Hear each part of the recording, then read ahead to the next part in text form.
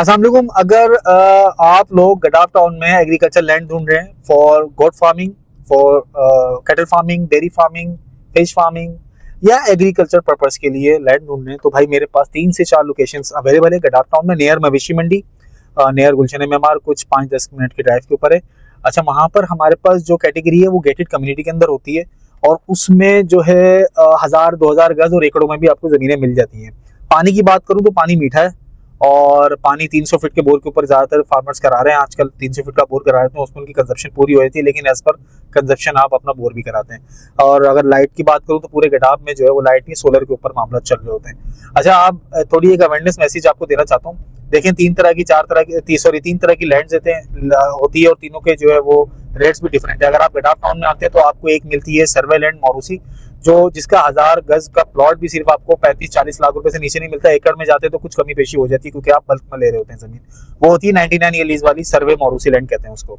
और एक जो लैंड है वो है गोटाबाद, ठीक है, मोरूसी गोटाबाद। अगर पक्के गोट है और वहां पर आपको प्लॉट तकरीबन 1000 गज का भी 20 लाख रुपए से ऊपर का मिलेगा।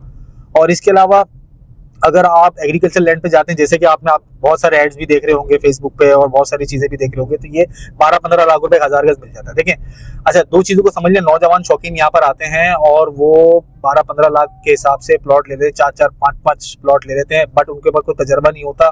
शौक में वो जज्बात में आके वो चीज बाय कर लेते हैं, बना भी लेते हैं, लेकिन चल नहीं पाते।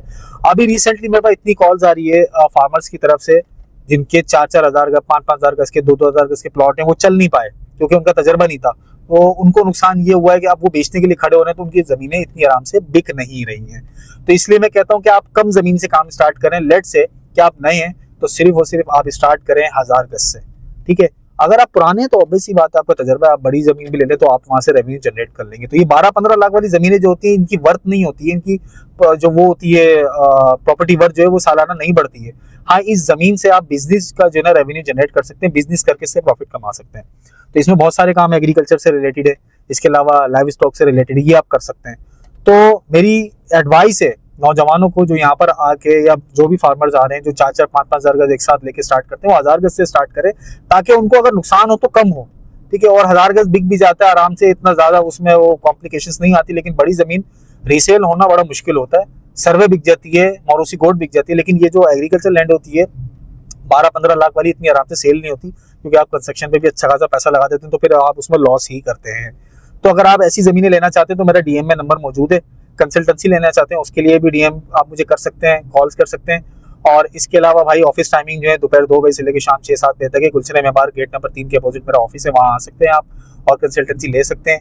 एज मच एज ट्राई करूंगा इंशाल्लाह कि जो आपको लीगैलिटी के तौर पर चीजें हैं वो बता सकूं, डॉक्यूमेंट्स किस तरह चेक कर सकते हैं, किस तरह वेरीफाई कर सकते हैं, ये सारी चीजें इंशाल्लाह आपको मैं बताऊंगा।